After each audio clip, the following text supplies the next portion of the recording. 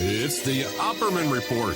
Join digital forensic investigator and PI Ed Opperman for an in-depth discussion of conspiracy theories, strategy of New World Order resistance, high-profile court cases in the news, and interviews with expert guests and authors on these topics and more. It's the Opperman Report. And now, here is investigator Ed Opperman. Okay, welcome to the Opperman Report. I'm your host, Private Investigator Ed Opperman. I'm the president of Opperman Investigations and Digital Forensic Consulting. You can find a link to my work over at emailrevealer.com. You can also go there and get an autographed copy of my book, How to Become a Successful Private Investigator. This show is brought to you by cartking.com. That's cart-king.com. And if you need a cart or a kiosk, a food cart or a beverage cart or a coffee kiosk, they'll go to their website, cartking.com. They'll design it for you. They'll build it for you. And they'll ship it worldwide, anywhere on the planet, cartking.com. Okay, now we have a returning guest. We just had him on last week, but I could never get enough of Doug Caddy. I love him, okay? He just came out with a great new book, Being There, Witness to History, and that's a fact. Doug Caddy has been a witness to history. He's been behind the scenes of a lot of stuff. We talked last week about the JFK assassination and about some Watergate stuff with the Robert Merritt and some stuff that really blew me away. So we didn't get to the rest of the stuff in the book, so he's gracious enough to come back. So Doug Caddy, are you there? Yes, I am, Ed, and thank you for inviting me to be on your program. No, thank you so much. I really enjoy it when you come here. But last time, I neglected to say, to give your resume and tell the audience, who is Doug Caddy? Okay, who am I, in other words? Yeah, tell us about yourself, yeah. Okay, basically, my book, Being There, Eyewitness to History, is my autobiography, which traces my early years right up to the present time. And I start off with showing that I got involved in politics at an early age in high school. I was at LC Fortier High School in New Orleans, and at that time, Senator McCarthy was up for being censured, and I went over to a rally in favor of him in Audubon Park, and this is 1954. And the organizers of that park asked that I set up a card table in front of St. Louis Cathedral in the French Quarter and collect signatures on a petition in favor of Joe McCarthy against the censure of him. As a result, I started working with Guy Bannister, who was at that time former FBI agent, assistant chief of police in New Orleans, and later he became the handler of Lee Harvey Oswald in the months before the assassination when Oswald was in New Orleans. But this was 1954 and 55, and at that time, Lee Harvey Oswald was going into high school in New Orleans. I was going to high school in New Orleans, a different high school in New Orleans, and Guy Bannister had his office within walking distance there of all three of us. And we did not know that 8 years later, our lives would be entirely changed. As I mentioned, Lee Harvey Oswald would become the alleged assassin of JFK in Dallas, and as I mentioned, Guy Bannister would be alleged to be his handler in New Orleans before that occurred, and I later became the attorney for E. Howard Hunt, who was more than a bench warmer. In his deathbed confession, he calls himself a bench warmer, but more than that, he was actually on the grassy knoll with Frank Sturgis at the time of the assassination of JFK. And I trace in my book through the rise of the conservative movement, in which I was very active in the 50s and 60s, and into Watergate, and then in the JFK assassination, because no one knew in Watergate, though it was one of the most controversial investigations that ever occurred in Washington, the Senate Watergate Committee and the special prosecutor, nobody knew at that time, it was never revealed, that the burglars that went into Watergate were the same team, that one of the three teams that went into Dallas to assassinate JFK. And it was the same people, but that never came out. So while JFK assassination took place before Watergate by about 9 years or so, in my book I reverse it, because if nobody found out until subsequently, to Watergate of the rolling of the JFK assassination. Well, let me ask you a quick question to interrupt you there. At the time when you were representing Hunt and the other Watergate burglars, did you at that time have any suspicions that they were involved in Watergate in JFK? No, I did not. I do know. I will say this: that whenever I had a conversation with Howard Hunt, invariably, and I had hundreds of conversations with him, it would always come back to the Bay of Pigs. The Bay of Pigs, and he was adamant in his criticism of John Kennedy and how Kennedy had handled the Bay of Pigs in calling off the invasion, essentially, while it was underway. Basically, so many people were lost, but he never alluded to the assassination at all in those conversations. And what about your friendship with Bannister? Did you ever come to suspect that he would be involved in something like that? No. Bannister was kind of a mysterious character even in those days in New Orleans. And he and I appeared at a rally on behalf of it was called a Free Enterprise rally there in New Orleans in 1959. We shared the stage with Medford Evans, and it was Guy Bannister and myself talking about free enterprise as opposed to communism, because there was a international conference of youth being held in Vienna, and we were putting on a conference there in New Orleans in opposition to what was going on in Vienna, because we felt it was too much controlled by the Soviets. But Guy Bannister, he was a very colorful person, but you could tell that he carried with him a great deal of secrets, and as I understand it, when he died, Kent Courtney, who was one of his close friends, called, and his wife was in the midst of burning all of his files in the fireplace. He wanted his files destroyed, or most of them destroyed. But after my next venture, so to speak, in history was Koreagate, which followed upon the heels of Watergate, and that's where almost 100 members of Congress were accused of accepting money from the Korean government. They didn't know at the time it was coming from the Korean CIA, to Tongson Park, who was my roommate in college at Georgetown in the 50s. And that's how I got involved in it, because of my close friendship with Tongson Park. I didn't actually know anything about the money being passed to these members of Congress, but the issue before in Koreagate and why money was being passed to members of Congress was the South Korean government was afraid that the American troops were going to be withdrawn by Nixon from South Korea. And this was in 1976. And isn't it ironic, by 75, 76, isn't it ironic that even today that is still a crucial issue, whether our troops, we have about 30,000 troops there in South Korea, whether they're going to be withdrawn or not. So all the time that has elapsed, it's still a crucial issue. Yeah, perhaps Trump just floated that trial balloon to get those faucets opened up again with that flow of Korean money flowing back into the United States. He knows where to make a buck, that's for sure. Anything is possible these days. Yeah. Everything is so Byzantine, right? No, your politics have changed drastically over the years, though, haven't they? Yes, I went from really from being one of the founders of the modern conservative movement. I organized, while I was in college, the National Student Committee for the Loyalty Oath in 1958, which later became, we then organized Youth for Goldwater for Vice President in 59, and in 1960 we organized Young Americans for Freedom. And it was a rally in March of 1961 at Manhattan Center in New York City that inaugurated the mass modern conservative movement. We had 3,000 people on the inside in that auditorium and 6,000 people on the outside wanted to get inside. And the New York Times carried it on the front page the next day. And that was the beginning of the modern conservative movement. There was no mass conservative movement. There was no conservative organizations basically in those days. And but I was a conservative, but really as a result of Watergate and I would say my education at Georgetown, I was in the School of Foreign Service there to be trained as a diplomat.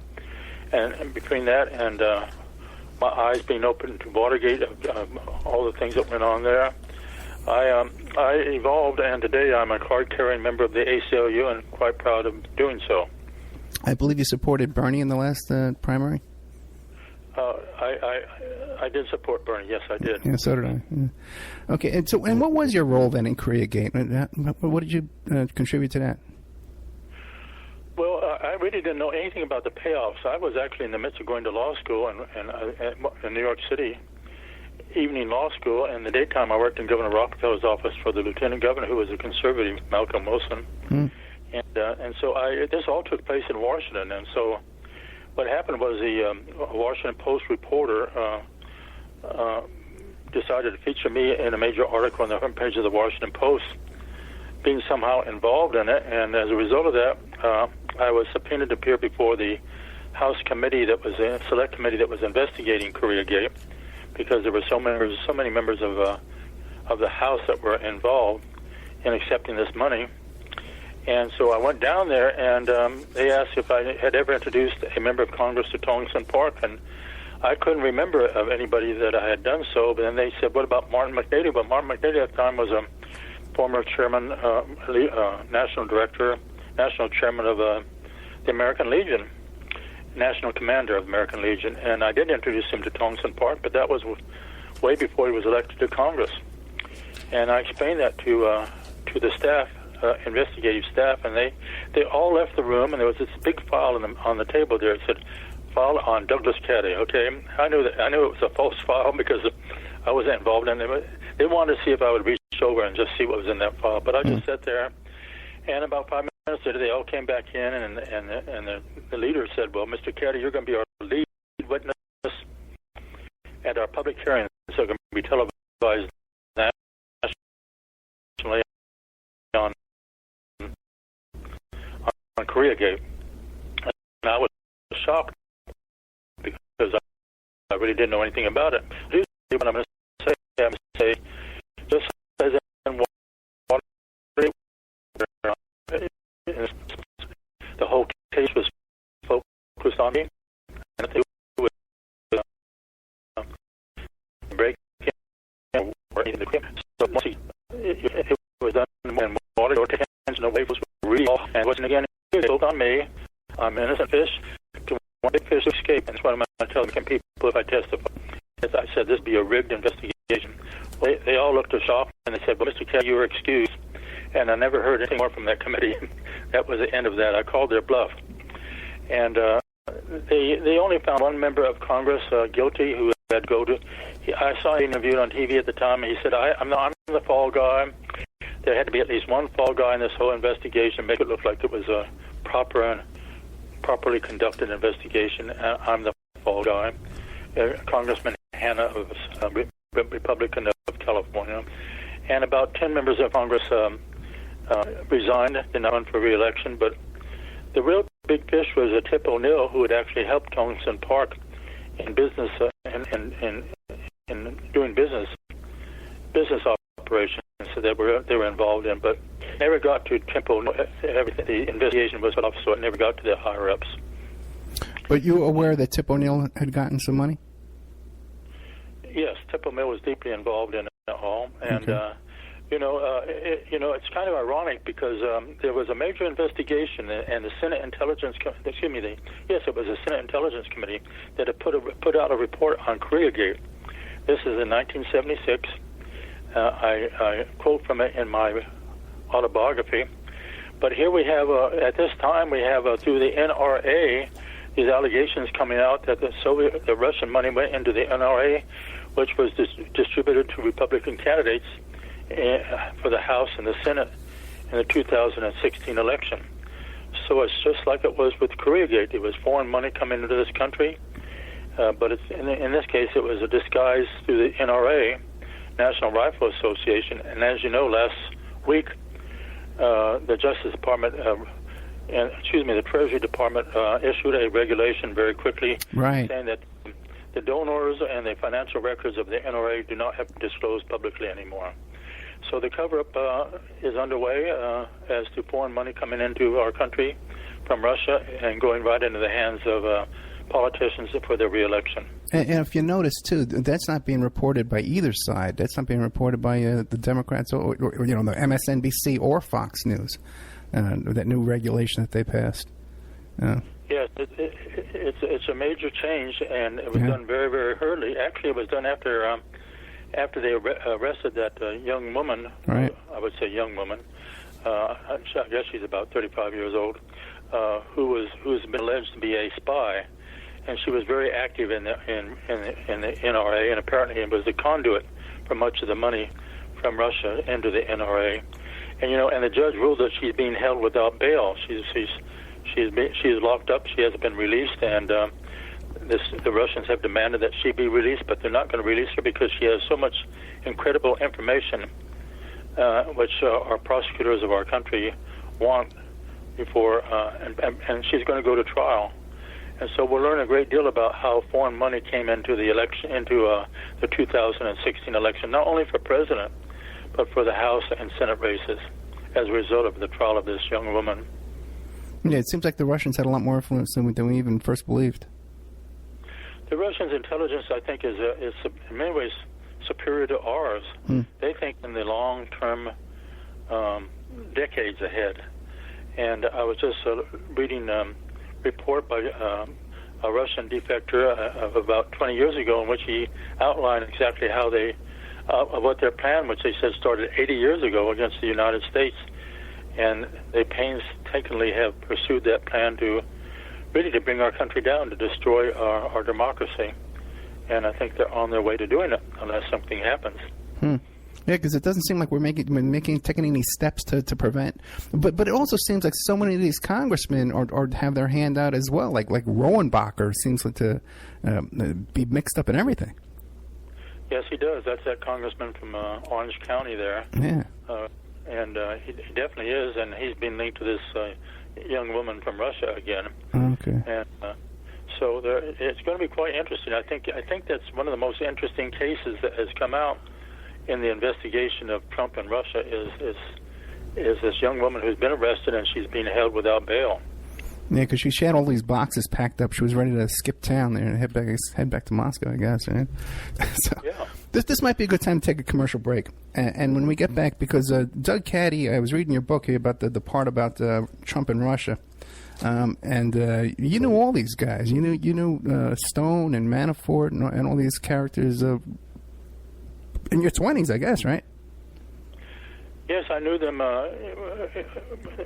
right in the wake of Watergate. Okay. Right when Watergate was the special prosecutor and the Senate Watergate Committee was holding their hearings. I knew all those individuals. Okay, then let's take a commercial break. We'll be right back with Doug Caddy. The book is called Being There, Eyewitness to History. And I got to tell you something. If there's ever a book, I get so many books, come to me. And if there's ever a book I would love to have autographed by the author, it's this one, Doug. I got to tell you, I'm really just fascinated with your life. And I encourage people, too, to go back and find the first couple of interviews I did with Doug Caddy. I believe one night we did 3 hours. Okay, we were both kind of shocked the last time we talked. But I believe one night we did a 3-hour interview 4 years ago. So we'll be right back with more of Doug Caddy. And now a word from our sponsors. Have you ever thought about opening your own mobile cart or kiosk business? Perhaps your current business wants to add multiple point-of-sale locations across the country quickly. Maybe the facility you manage could kickstart revenue by adding coffee, food, or retail services. Well, CartKing.com can be the answer to your needs. CartKing.com is a North American designer and manufacturer of the finest mobile retail, coffee, and food carts and kiosks money can buy. For 20 years, CartKing.com has been working with clients and corporations across America to provide indoor and outdoor carts and kiosks for any application, from large, heated, and secure outdoor retail or food kiosks to smaller, more mobile coffee station carts. CartKing.com designs and builds them all. Carts and kiosks are fun, and so are the dozens of designs on the website. Please visit them today at CartKing.com, that's cart-king.com, or just call them at 1-877-986-7771. That's 877-986-7771. The Opperman Report is brought to you by SubhashTechnosis.com. Subash Technosis is a search engine optimization and website design company. They're located in India, so you're going to save a lot of money and get top quality service. They offer all sorts of business process outsourcing, data entry, banking BPO services, recruitment process outsourcing, software testing, offshoring research network, customer care, press release, content writing and distribution, and much, much more. Now, you can get a hold of Subhash Technosis by email at info@subhashtechnosis.com. Their website is www.subhashtechnosis.com, and their Skype is ANUSHASUBASH. WPR Rebuttal, covering the sides of the story missed by Wisconsin Public Radio, bringing narratives the UW System Board of Regents won't allow, shedding light on perspectives the owners of WPR don't want you to hear. Every Thursday at 12:30 Central Time, WPR Rebuttal is your destination for grassroots journalism in Sauk County and beyond. Our host, Senator JPO, provides insightful analysis into stories that are only superficially covered by mainstream press. A recent inventory of topics includes college graduate underemployment, yellow journalism in the media, and favoritism in the public sector hiring process. Get your WPR Rebuttal fix Thursdays at 12:30 Central Time. Remember, all these shows on Awake are brought to you by emailrevealer.com. You can go to emailrevealer.com and get a copy of my book, How to Become a Successful Private Investigator. You also do all the kind of different services for you. Online dating service investigations called an online infidelity investigation. And that's where you give us your husband or your boyfriend, your girlfriend's email address, and we trace it back to their online dating websites, and we return a list of all the dating sites that email is registered to. We can expand on that investigation and trace it back to porn sites, escort service sites, swinger sites, gambling websites, and even prescription drug websites, and all kinds of digital forensics, computer and cell phone digital forensics, where we can recover deleted content from an email or a hard drive and produce a report for you that you can use in court. That's emailrevealer.com, or you can contact me at oppermaninvestigations@gmail.com. We all have questions. Did he do it or did he not? We all have opinions, but do we really know the truth? New evidence will now be presented and the ultimate answers will be revealed in the explosive documentary, Serpents Rising.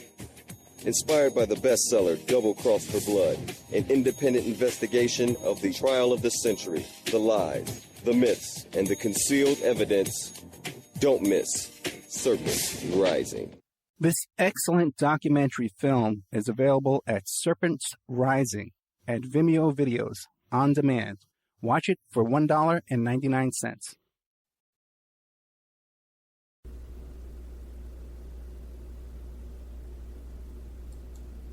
Okay, welcome back to the Opperman Report. I'm your host, private investigator Ed Opperman. We're here with Doug Caddy, and I'm talking about his book, Being There, Eyewitness to History. So, Doug, one of the last chapters, or maybe the last chapter in the book, describes how you became involved with Mueller and Comey and Trump and Russia Gate. What can you tell us about that? Well, for several years, and actually a number of years, I had known several of the leaders of the LaRouche organization. Right. Lyndon LaRouche, I went to one meeting at which he spoke, and he struck me as really a zealot and someone that you couldn't really reason with. He had his own views, and he didn't entertain anybody to challenge them. But he had 3 or 4 fellows underneath him who were very reasonable, and they were extremely bright and intelligent, and I always found the information that they provided to be really very valuable, and it wasn't slanted in any way. And one of them was Harley Schlanger, and so I received a phone call from Harley Schlanger in January of 2016, and he said that he would very much appreciate if I could introduce him to Roger Stone. He knew that I knew Roger Stone. Roger Stone and Donald Trump studied politics and how to do things under Roy Cohn.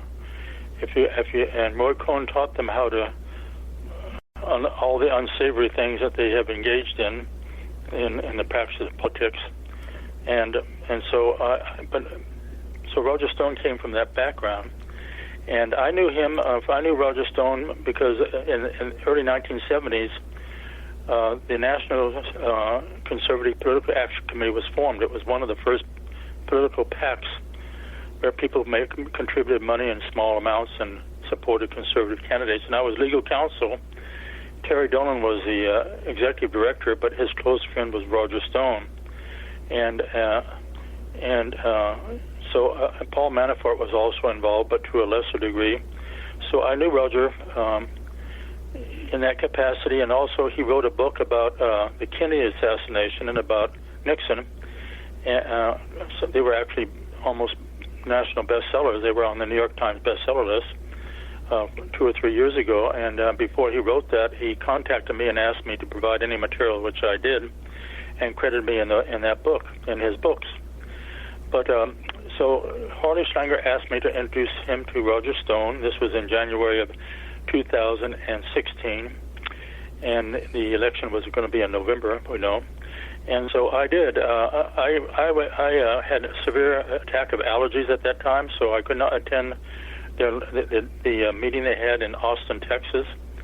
But out of that became a close relationship between Harley Schlanger and the LaRouche organization and Roger Stone. Well, let me stop you for a second. The thing about this, wait, Doug, the interesting thing. The meeting took place in Austin, Texas, so each of them flew to Austin, Texas for the purpose of this meeting? Roger Stone was signing autographs at a book event there in Austin, and Harley Schlanger actually was stationed here in Houston, where I am at the present time. Okay. And so it was a convenient place for the two of them to get together. Okay. But what's interesting, and it did not come out until later, that Harley Schlanger and others of the LaRouche organization attended that famous dinner in December of 2015 in celebrating the 25th anniversary or the 20th, some anniversary of Russia Today, the radio and television program that comes out of Russia. Right. That's where Putin was there, and General Flynn was sitting next to Putin, and so the LaRouche organization was very active, a very active supporter of Russia, always has been. And so they had a delegation present at that dinner. And what I read into this later on, and I asked that it be investigated, was whether Harley's assignment came out of that meeting there. They said get as close as you can to the people around Donald Trump. And so I did introduce them to. They did meet as a result of my introduction, and they had TV, radio interviews on the LaRouche radio station, radio programs, and so forth. And I had an email correspondence with both of them. And there is a section of the law called misprision of a felony, whereby if you have knowledge of the possibility of a felony having been committed or actually being committed, you as a citizen have an obligation to report this to the authorities. And if you don't, you subject yourself to severe penalties, including being prosecuted. So being an attorney, I'm admitted to the District of Columbia Bar and the Texas Bar. I felt an obligation to report what I had set up at the request of Harley Schlanger of the LaRouche organization as a result of this dinner in Moscow, was Roger Stone, who became the first campaign manager for Donald Trump when he announced for president. And in my letter to FBI Director Comey, and later after he was fired, I wrote Special Counsel Mueller. I said, I'm not in a position to investigate this matter. I'm just providing you these emails and this correspondence and my knowledge. It's all up to you to pursue it from here, from this point on. And I feel sure it has been explored.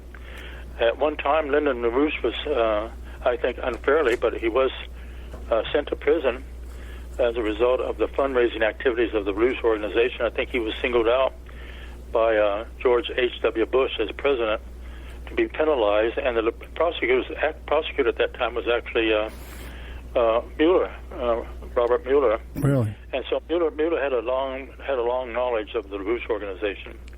And so if Roger Stone is indicted, we'll wait and see if any of the information I provided to Comey and to Mueller appears in the indictment. And if any of the LaRouche people are witnesses at that investigation, at the trial of Roger Stone. I don't believe we've heard the name LaRouche brought up before in this investigation of the Russian connection to Trump. Have you heard it in the media brought up before? No, there's been no connection in the media at all. But I posted online in the on the education forum my attorney's file on the whole matter, and I did mention this little-known statute called misprision of felony, and a number of people have talked about that. As a result, nobody really knew it existed. It never really had never really been cited publicly very much.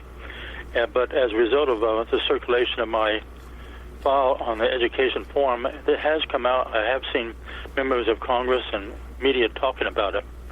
I know Adam Schiff was asked, and he said, well, if you have an official capacity such as an attorney, you certainly have an obligation to let the authorities know if you think there's been any wrongdoing. You have a legal obligation to do so. Now, since you've made this letter public in the book and you posted it in the education forum, have you heard from Roger Stone since then? No, I haven't heard from Roger Stone at all. No, I have not. Okay. And you describe in the book that you were being followed and harassed by some private investigators? Well, I was for a while there, but I had that ceased. Actually, I publicized it on the education forum, and as soon as I publicized it, that activity ceased. But they were very... They were doing things when I was driving. They would cut me off and try to force me off the road and things like that. But that ceased once I made it public, so that is no longer an issue. And how did you determine that they were private investigators? Well, I'd gone through this with the Moody Foundation scandal, which is a separate issue, a separate chapter in my book about the Moody Foundation scandal. When the Moody Foundation out of Galveston, Texas, is a very rich and powerful foundation, and it had a tremendous scandal. At one time, I was a whistleblower on it, and it went to tax. I talk about the case going to tax court and so forth.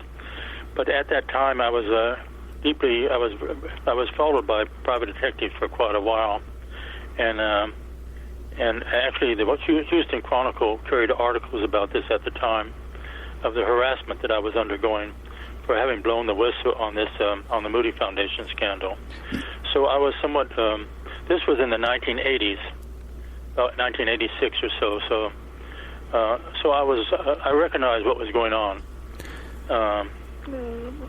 Did you ever contact? You assume? I guess you're assuming that it's Stone who put these or maybe LaRouche put them on you. Oh no, I don't think. No, I think this was the Trump organization. Oh, okay, yeah, that would make sense too. They don't want this brought out. They were trying to cut this whole thing off, and they're involved right now. Is my understanding they're involved right now in formulating plans to go after anybody they consider a vociferous opponent of Donald Trump or his policies and so forth. They'll go after them in different ways, maybe using the IRS and agencies and so forth. It's about time he got up to speed on that kind of thing. He's been in office about a year and a half and hasn't really gotten organized and to go after his enemies as he's attempting to right now. What can you tell us about? There's a story in here about why you think that Roger Stone is a sociopath or a psychopath, you called him, because of an incident when you were walking down the street one time? Well, yeah, I was called by, I recounted this many years ago to a commentator from Fox News who had called me about Roger Stone. But this is when I was legal counsel of the National Conservative Political Action Committee. And Terry Dolan and Roger Stone and I had lunch there in Roslyn, Virginia, which is right across the Potomac River from Washington. And we were walking down the street afterwards. And across the street was this woman who was bent over completely at the waist, where curvature of the spine. It's people like you see in the Far East who've spent their whole life picking rice and these things from fields. They just have curvature of the spine that way. And it looked like she was probably with her son and daughter, who were young adults. And anyway, Roger Stone started laughing and pointing at her. It was so embarrassing, and laughing and pointing at her. And then he started mimicking her curvature of the spine, walking down the street. And I was, as I told this commentator from James Rosen, who it was from Fox News. I said I was so embarrassed. I ran into a public garage there where cars were parked. I just had to get away. I was so embarrassed. But this is, Roger Stone has many talents, and I recommend his book, the books he has written in recent years on Nixon and on JFK. And he loves publicity. He's a great. He knows how to get publicity, but there is this side of him, just like with Trump, of narcissism and sociopath and borderline psychopath. And it's come back to haunt him now after all these years. He really was the key person who got the 2000 elections in Florida swung in favor of George W. Bush against Al Gore. And in 2004, he worked in Ohio, which was a tipping point in the re-election of George W. Bush. He's always been involved in rigging national elections, and he did so this time around with Trump. But it's a different story this time because Mueller is on the trail. I think Mueller is going to come out. What Mueller is going to come out with will shock the world, completely shock the world. Yeah, I agree. Very reserved. But from what I saw in Watergate, which has so many parallels, I predict it will shock the world that what he will come out with. And do you think how do you think it will end up for Trump with just an impeachment, or do you think he'll have to resign? Maybe perhaps an indictment, a criminal indictment. Is that possible? I think it's possible. It would have to go maybe ultimately to the Supreme Court. But if the issue of whether after he was indicted and he would challenge the indictment, saying, as president, I cannot be indicted, and this would wind its way up to the Supreme Court. Right. The Supreme Court is loaded 5-4 now with these people who will do anything to help the Republican Party. They're really they really actually think in terms of how can I help the Republican Party in most of their decisions these days. They're very slanted decisions. And but I think the Chief Justice and even those who are zealot Republicans would know that they would destroy the Supreme Court as an institution if they were to say, oh no, after all the evidence that had been presented by Mueller showing that Trump was a traitor, not only a traitor but a criminal, a master criminal for many, many years. Right. That say, oh no, because he's president, he cannot be indicted. That would destroy the Supreme Court.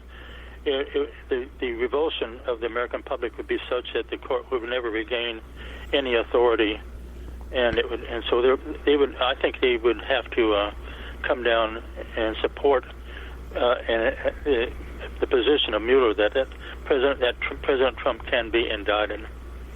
Well, under normal circumstances, I would agree with you, but it just seems like all the norms have just been thrown out the window. With this Trump presidency, like meeting with Putin in private for 2 hours, just is so irregular. It's very irregular, and I really think, to be honest, that I think Trump is a traitor. I think he's a Russian asset. I think his ego and it's really a matter of stupidity and also of greed. And I don't rule out that he hasn't given away our most vital secrets to the Russians. He may have even given our code to the football. The football was the fellow that walks around with the president. That's the code. That in case we were attacked, the code to activate our retaliation against being attacked with a foreign power with nuclear weapons. And I don't rule out that Trump has given away our most vital secrets to the Russians. I think it's that serious. The man, he'll steal anything that's not nailed down, so it's not like it would be beyond him. Now, I'm sure you've read the entire Steele dossier, correct? I read it, but some time ago. Mm-hmm. Well, read it. Yes, mm-hmm. That's where it mentioned in the Steele dossier. By the way, it mentioned the LaRouche organization. Or LaRouche, it said at this dinner at that dinner with Putin and for Russia Today, that famous dinner there in December of 2015. That dossier talks about there being a delegation from the LaRouche organization present at that dinner. Really, I must have skipped right over that part because it does talk about Jill Stein being there, right. So what is your estimation of the Steele dossier? I think thus far it looks like it's been proven to be very accurate. Right.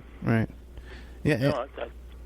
I think the author of it was knew what he was doing. He was a very skilled investigator, and I think it's very accurate. I agree with you, but it's just amazing now. Like on right-wing talk radio and on Fox News, they can just repeat over and over the dodgy dossier, the discredited dossier, and just repeat it over and over and over again, and a good percentage of the population believes that. Well, I was on Coast to Coast recently, and George Nurian was discussing this, and I pointed out to him, we've only heard one side, because Mueller never holds press conferences. You know, we've only heard one side, which is his endless propaganda from Trump and Fox News and NRA and so forth. And so when Mueller does come down, he's not only has these indictments. We do have Paul Manafort's trials coming up, one next week and one in September in the District of Columbia. And I expect a number of indictments in August, a number of key indictments in August. And then we'll hear the other side of the story, but it's not only indictments. Mueller is preparing a report, and I think the report will probably be 2,000 or 3,000 pages, to be honest. Very detailed report, and which will go down in history of everything he's, there's no question in my mind, but he has gotten Trump's tax returns going back for many years, and the people on his staff who have the skill in accounting and taxes and so forth have gone through it with a fine-tooth comb. And so all the financial shenanigans that Trump has been involved in my opinion, he became a Russian asset about 1987 when he went to Russia. That was the first time he went to Russia, and he came back praising how he'd been treated in Russia. He gave these press conferences saying he had such a wonderful trip to Russia, and he announced he was running for president. This was this would be in 1988. So he was converted at that time. I think he's been an asset to the at that time it was the communists. It was still the Soviet Union, but he's been controlled by the Russians since then. Let me ask you a question. Are you aware of the lawsuit, the Caddy Doe lawsuit against Trump and Jeffrey Epstein? Somewhat, yeah. Whereby the 13-year-old girl was this young girl alleged that Trump forced sexual relations. Maybe you should describe it. That she was raped at 13 years old by both Epstein and Trump, and Epstein is a convicted sex offender. You know, that's what he did. He did that. He admitted doing it, not to her, but he admitted doing it to 30 girls. Now, so there's a lot of other stories out there. Okay, besides that story. Many stories. I was talking to someone the other day, and I heard 2 stories. How come Mueller is not looking into those kind of allegations? Well, I think he is. Epstein, was an agent of a Mossad. Right. And Mossad, he had this island in the Caribbean, and he brought all these people. Prince Andrew came down there. Clinton came. Bill Clinton went down there. All sorts of prominent people. Sure. And they got recorded on videotape. They got compromised. And I think Trump is among them. That's why Trump is so pro-Israel, and will do anything to help Israel because he's been blackmailed by so many parties. But let me just mention this: in the last week, Mueller has indicated that he's going to ask the former prostitute, a woman who was worked with Roger Stone for many years, to testify before the grand jury. Now, this is my guess. Okay, this is my guess of what's happening here. Okay. Roger Stone was instrumental in bringing down Governor Eliot Spitzer. Remember the governor of New York City? Sure. And he was instrumental in exposing this prostitution woman who ran the prostitution ring, set up Spitzer, and it was later sprung up on him that he had engaged in this the services of the prostitution ring. And I think what Mueller is going to, and this is my guess, is going to show that Trump paid Roger Stone, or had a relationship with Roger Stone, and I'm just alleging here because I don't know whether this to be true or not, that they set up a Spitzer and destroy him. Now, why would they want to destroy Spitzer? Well, one thing, he had the ability to investigate the Trump Foundation and in New York State. Right. And which is now being is being sued by the state of New York. In addition, the Spitzer family were rivals in the real estate business with Trump, and this was a way to hurt a rival and solidify his own business for Trump, was to knock out Elliot Spitzer. So I'm just, these are allegations. I'm not saying this is the way. I have no idea why this, but it's very suspicious in my mind what's going on. Very interesting. Very interesting. And it's interesting, too, that Stone just recently did meet with a Russian gangster who wanted $2 million to provide, I guess it was the emails or dirt for Trump. Mm-hmm. Yeah. We'll just have to wait and find out what Mueller has. I mean, from Roger Stone's viewpoint, I think it was very foolish. He's attacked the prosecutor again and again and again, putting his thumb in Mueller's eye over and over, and this is a very foolish thing to do to a prosecutor who has all that power. And so we'll just have to see what happens. It looks to me like Mueller has Stone as a target. If I ever had Stone on the show, I would want to ask him about his friendship and his work on the campaigns of Al Sharpton. Do you know anything about that? No, I don't know anything about that at all. Fascinating that he would be Sharpton's campaign manager so many times in so many different, with Sharpton selling out the Democratic Party to split the Democratic vote. I'd love to get Stones on the show someday. I guess. Now, you haven't heard from any of these guys, Manafort, since he's been arrested or anything like that? No. Oh no, none of them. Okay. But this is. I identified them this way back in the 1970s as being sociopath, and it was Stone, Manafort, and it was Black, Manafort, and Stone. That was the firm, right. The public relations firm, lobbying firm that they created, and this is the way they acted in those days. They could get away with it in those days because under Reagan. Anybody who was close to Reagan benefited very much. But now it's come back to haunt both Manafort and Stone. Yeah, the Black, Manafort, and Stone firm was known as the dictators, the terrorists, no, the torturers PR firm, because they would represent all these dictators who were famous for torturing their own citizens. Right. Yeah. But Roger Stone, he's obviously a very talented political operative. It's just at this time, it looks to me like, he's a charming in person. He's a very charming person. It looks to me like he just went too far and got caught this time. But we'll have to wait and see. Yeah. Is there anything else about the Trump-Russia situation you'd like to share with us before we move on to another topic? Do I have anything else about? Is that what you're asking? Do yeah. I have anything else? Anything else to share? Russia? Yeah. No, I do not. Okay. Then what would you like to cover now? When you were the threat to your life in this Moody situation, you want to talk about that, or?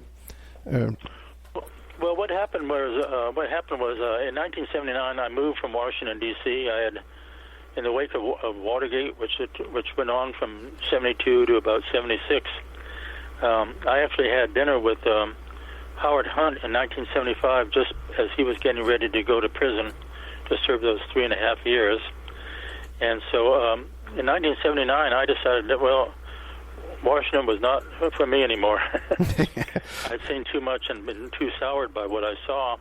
So I came to Texas. My parents lived in Texas, and so I went to work in the Governor Clement's administration under the Secretary of State George Strait, and I was essentially director of elections for the state of Texas. There are 254 counties, and what I did in 1980 was almost and teach officials how to maneuver the elections, because at that time there were 6 different types of voting machines that were being used.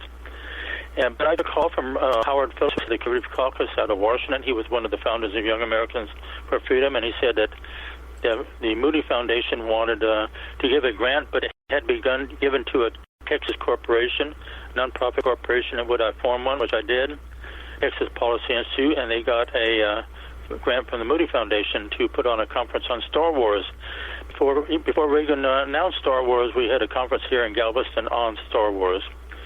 But as a result of that, Robert Sherman Moody, who was one of the 3 trustees of the Moody Foundation, got a call from his former lobbyist, Jimmy Day, who was in prison in Midland, Texas, Big Spring Prison.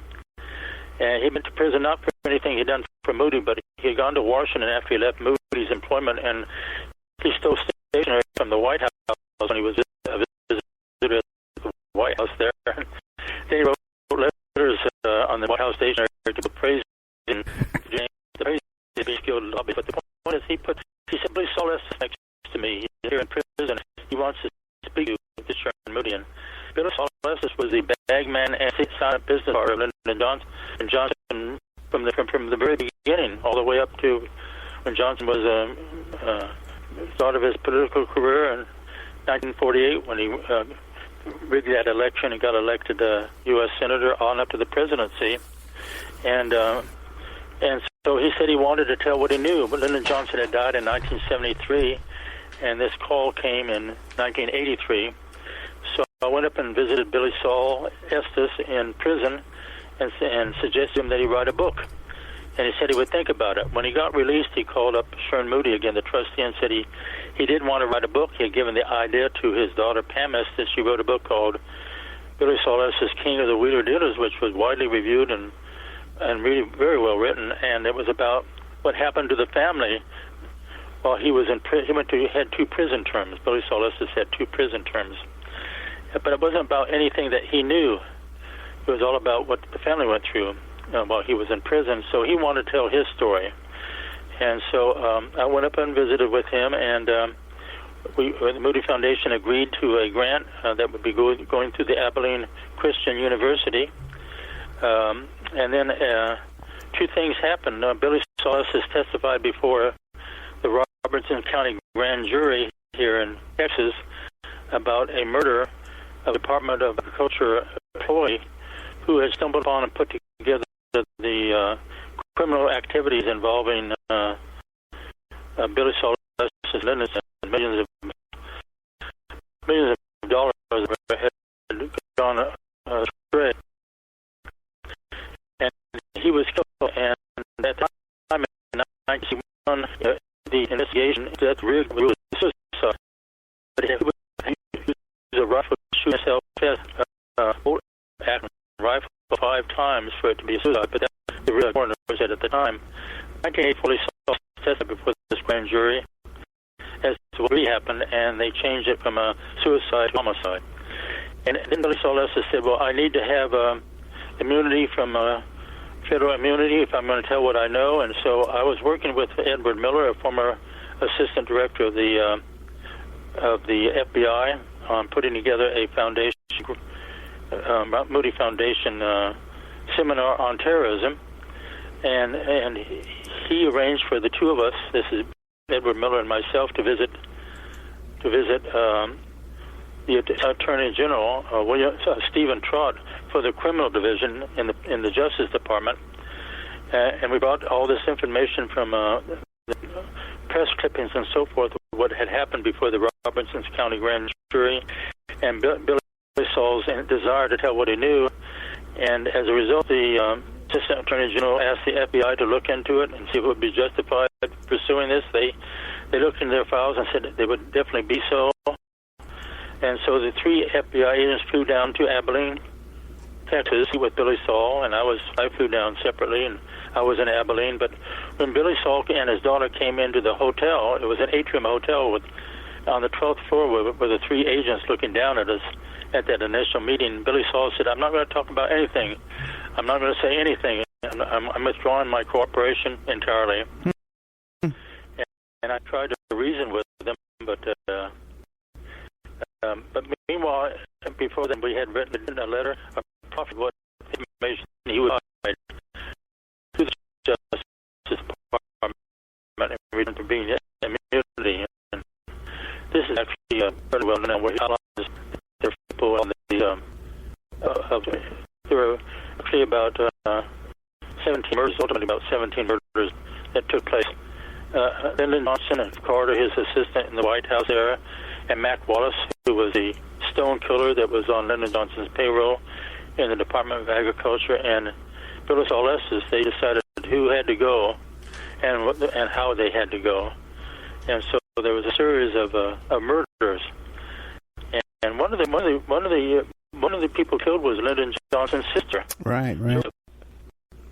And I go into this in the book and describe how that happened, and I show that her birth certificate. She was poisoned on Christmas Eve in 1961. A piece of cake was given to her at that dinner there with the Johnsons, and the only other there was John Connolly and his wife. They did not know what was going on. And she died on Christmas Day, and she was buried the day after Christmas, and she's buried at the family cemetery right there on Lyndon Johnson's ranch. And so it was done very, very quickly. But she was talking too much. She had for many years she was a drug user, she was alcoholic, and she was telling too many of Lyndon Johnson's secrets. And Billy Saul recounts in his autobiography how the decision was made that she had to be killed. And so that's how she was killed. She was poisoned, and this was done when Lyndon Johnson was vice president in 1961. Nothing was going to stop him from becoming president. He was not going to let his sister, if it meant her death, so be it. Nothing was going to stop him from becoming president. Doug, I can't thank you enough for coming on the show. You're a fascinating font of information and insight into everything you discuss. What do you, in a minute, what do you want to leave us with?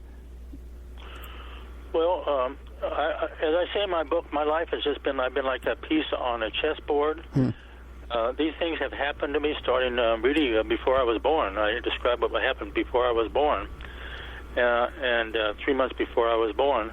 And so people ask what my plans are now, and I always say that I'm just going to wait and see what move is made on the chessboard, because I really don't have any control. These things these events just happen, just like I described how Harley Slanger called me out of the blue and wanted to be introduced to Roger Stone. Right. And so I'll just have to wait and see what happens on the chessboard. And how old are you, Doug? I'm 80 years old, so I may be too old, but I still have my... You got plenty of time. My energy and vitality, so we'll see what happens. Plenty of time to get in more trouble there, Doug. Listen, thank you so much, okay? Thank you for having me on your program. Thank you very much. I really enjoyed it. Thank you. Good night. Okay, they had Doug Caddy. Once again, the book is called Being There, Eyewitness to History. I got to tell you, you got to get this book, okay? It's a short book, too. It's not a big, long book. But the last 10 pages are all kinds of documents and pictures and photographs and news articles and stuff like that. Fascinating character, Doug Caddy here. And by the way, too, back the first time I interviewed him, about 3 years ago, it's a 3-hour interview. No one had interviewed him before. I found this guy. Okay, so now he's all over the place. He's on coast to coast. Okay. All right, but I had him first. All right. Thank you so much. If you enjoy the show, don't forget our members section at OppermanReport.com and become a member. Help support the show. We haven't had a lot of memberships lately, I got to tell you that. I got some new content we're putting up there this weekend. I got a lot going on. Hey, don't forget to, it'll be too late by the time you hear this.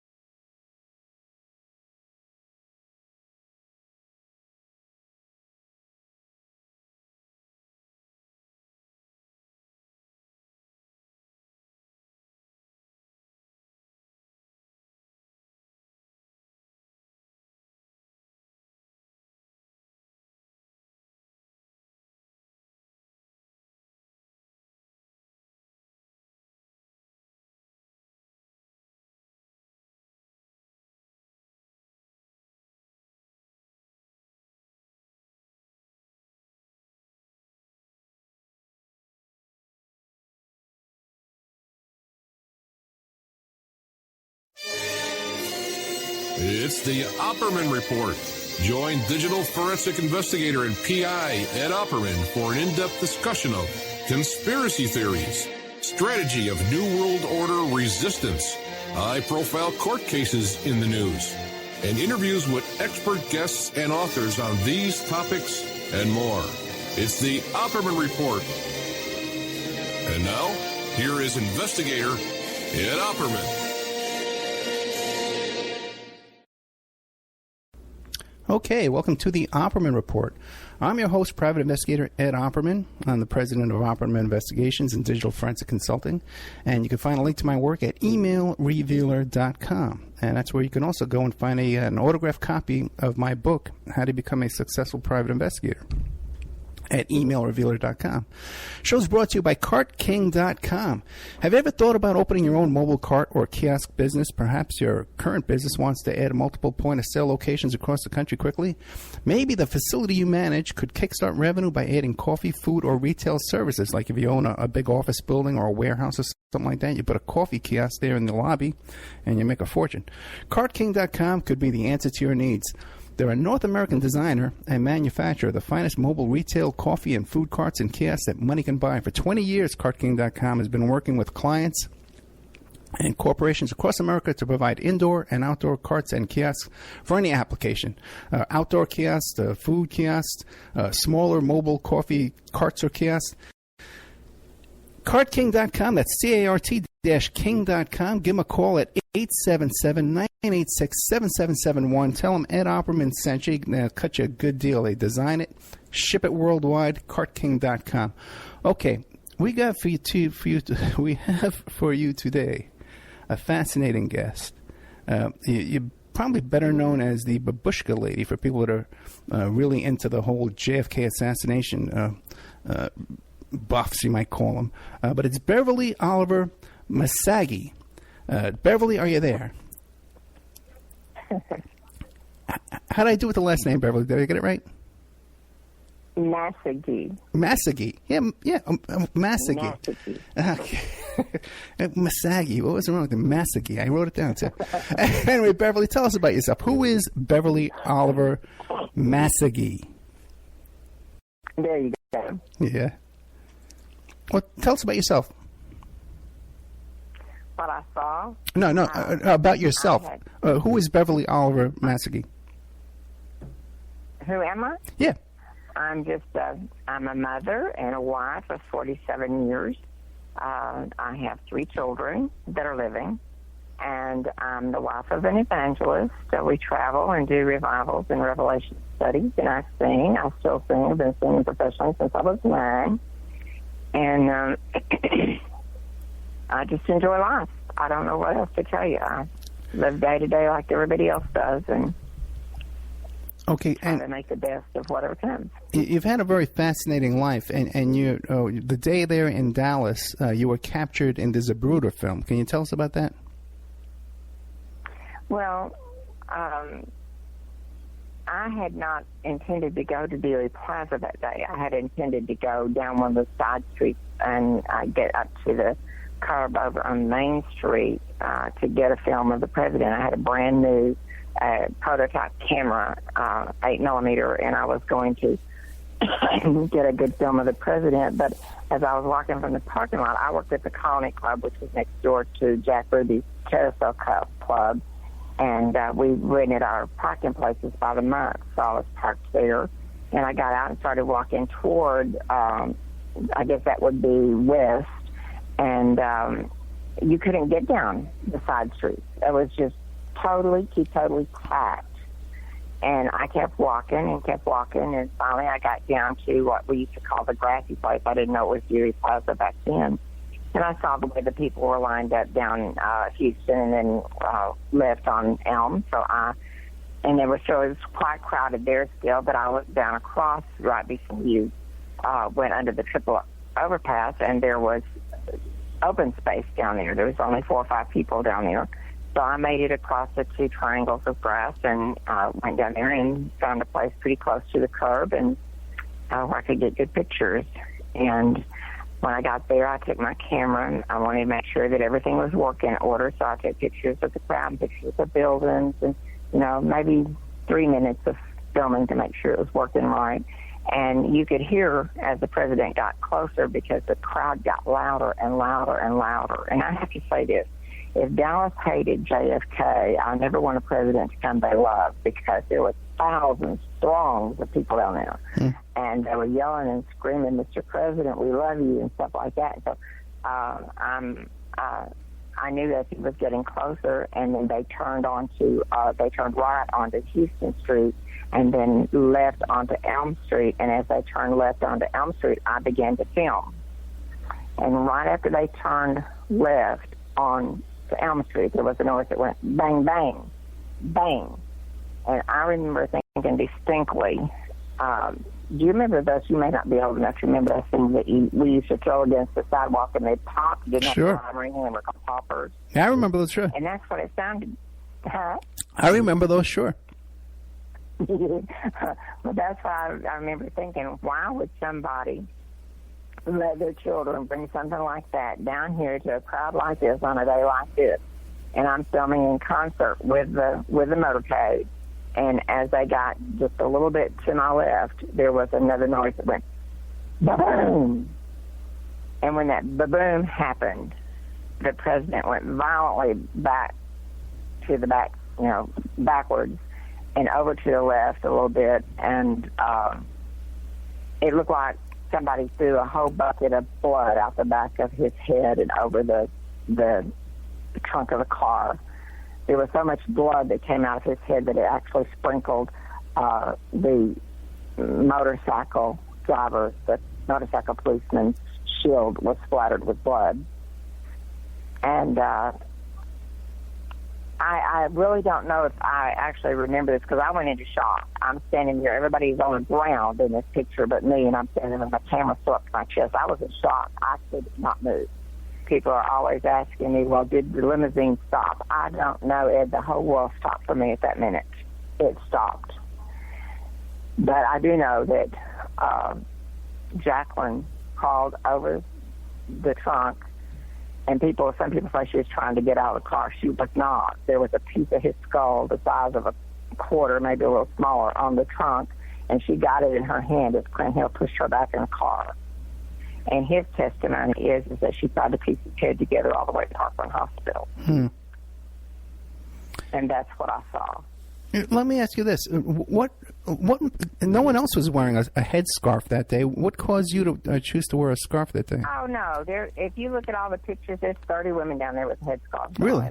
First of all, it was very popular back then because we didn't have you're talking almost 55 years. This November the 22nd will be 55 years. And we didn't have the nice hairspray. As a matter of fact, the only one I remember back then was Get Set. No, that wasn't what it's called. Anyway, it was a pump spray. And so I had to, and I'm sure that's why everybody else. And plus, it was raining that morning. It was misty. That's why I had an all-weather coat on. And but if you look at those pictures, there's several women down there with headscarves on. So I had to keep my hair nice for that night. I had on a wig, but I still had to keep it nice. Then what is it that drew attention to you as the Babushka lady that was so out of place that people commented on your being there? Well, I honestly, until I talked to Gary, I did not know people were researching the Kennedy assassination. I avoided it. I was scared. My boss, Abe Weinstein, told me to keep my mouth shut. And that's what I did. I avoided it for years until I did The Men Who Killed Kennedy, which was a documentary that Nigel Turner from the UK did in, I think it was 88. Until then, I had not been back to the plaza. I would go 15 miles out of my way to keep from going to the plaza. For me, it's not like a tourist going down there and looking. Every time, even today, when I go down there, my stomach gets tight. I get queasy because I relive it. What happened right after the shooting? Were you contacted by the police? Were you questioned? Did you tell any of your friends or your family? Not that day. No? Not that day. But I made eye contact with the policeman, a Dallas policeman that was down in Androsco White, and he knew, I didn't know that was his name at that point in time. I just knew him as Geneva White's husband. Geneva White was Jack Ruby's hostess. And when we made eye contact, even though I had on a brown wig, I knew he recognized me because he was used to seeing me in purple hair and green hair, and, it was the 60s. And so I knew he recognized me, and at that point, I felt the liberty to leave because, we didn't have CB radios back then and cell phones and stuff like that. I wanted to know what happened to my president. So I left, and knowing that if they wanted to talk to me, he knew where to find me. Okay. And so I left, and I had an old car, an old Buick, and I couldn't hear on the radio. The radio didn't work in downtown Dallas. So I got out on 75 at the old Holiday Inn that was almost downtown. And right at that exit, I heard Walter Cronkite. It wasn't the first time he had announced it, evidently, but he came on talking about the death of the president, and I pulled off and stayed in the parking lot for a while just crying. I couldn't do anything else. I didn't know what to do. I was scared. I mean, this was my country, my government, my president. The whole world was upset and turned topsy-turvy at that point in time. From the time you started filming, when did you stop filming? What was going on when you turned the camera off? I don't know. It definitely had to be after the headshot because I remember seeing the headshot distinctly, and as I was looking at it through the camera. When I stopped, I don't know, because like I said, I went into shock.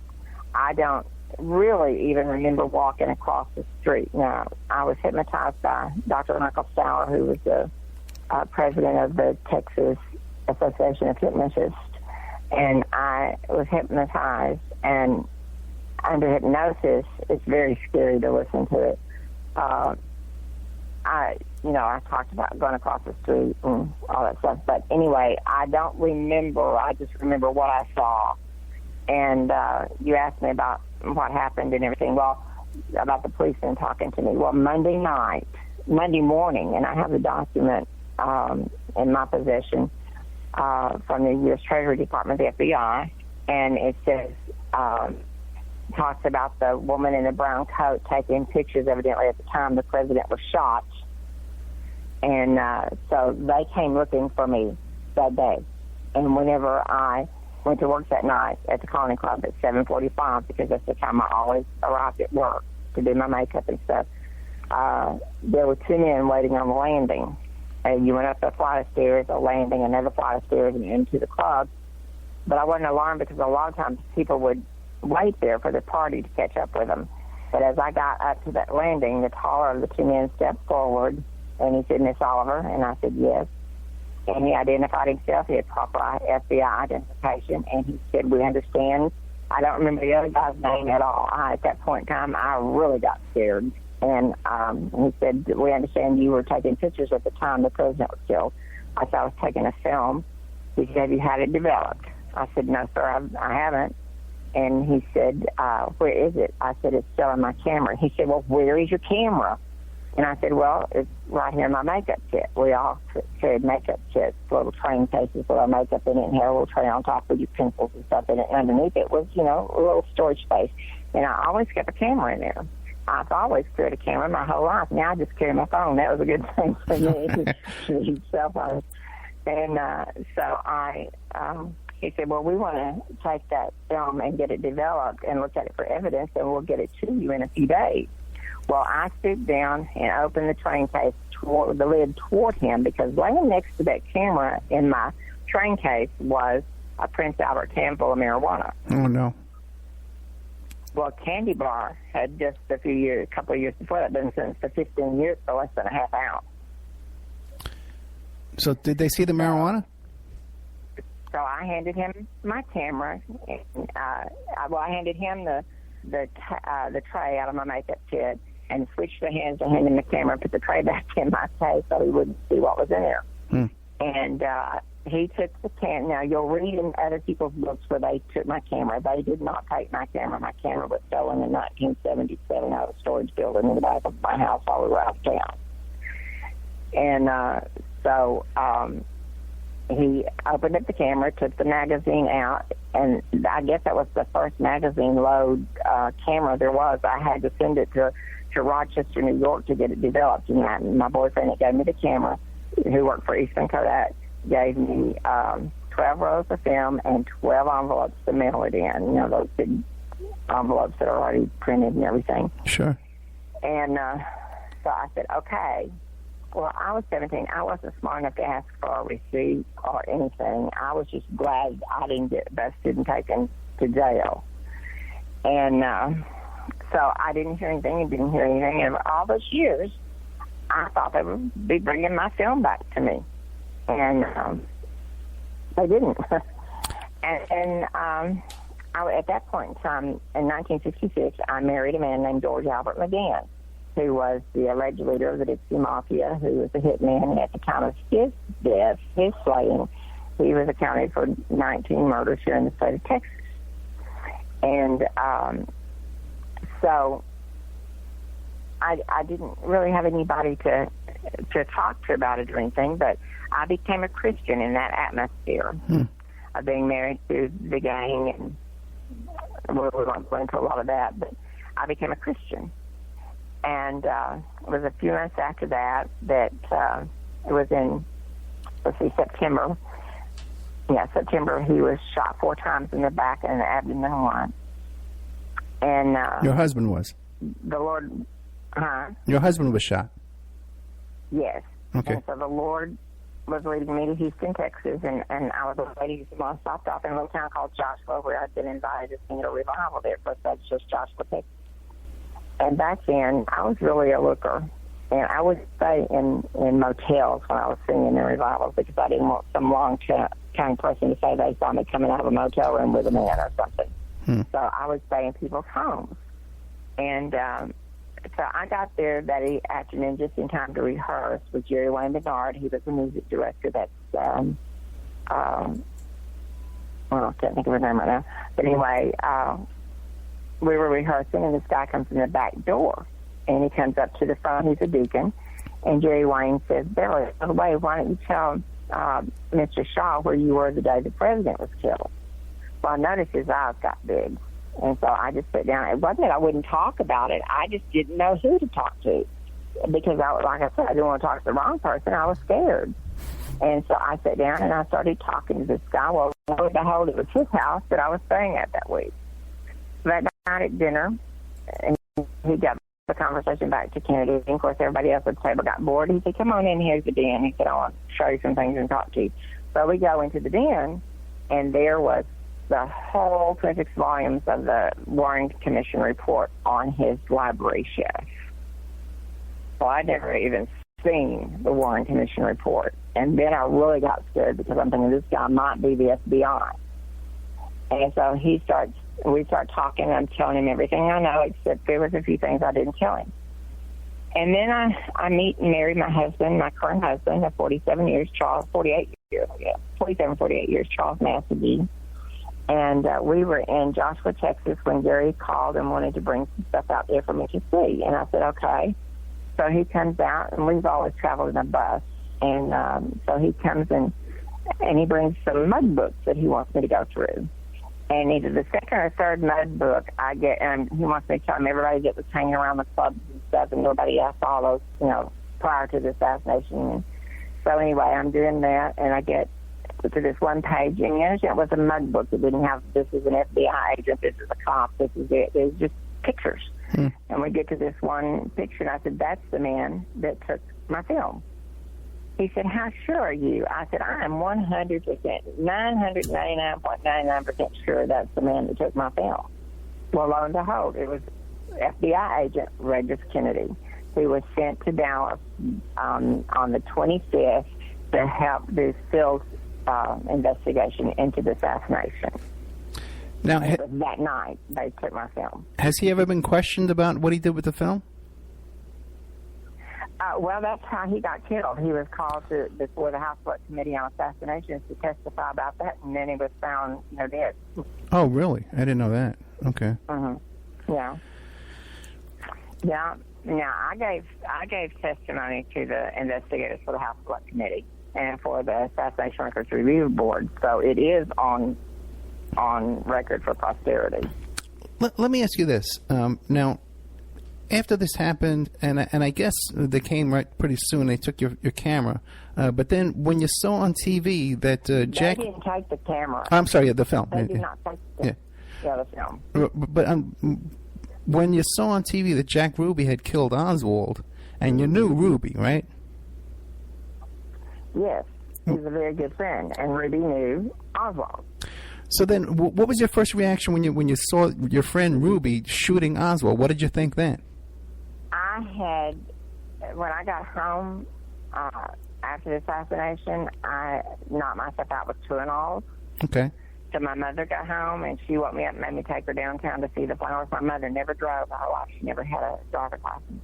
I didn't want to, and I'd already, the club was closed, and so I didn't have to go to work. And so I took my mother down there. We got beautiful pictures of the flowers and stuff that afternoon, still pictures. And when I got back home that night, I knocked myself out until the next night when she wanted to go. And it was Sunday morning. I was asleep, and I woke up to him being shown killing Ruby killing Oswald on TV, and I thought I was hallucinating. So I laid down and went back to sleep. And when I woke back up, it was still on TV. And you talk about somebody that got scared. I really got scared then, because this is a friend of mine who had introduced me to this man who had just killed on television 2 weeks before. Is my friend Lee Oswald with the CIA.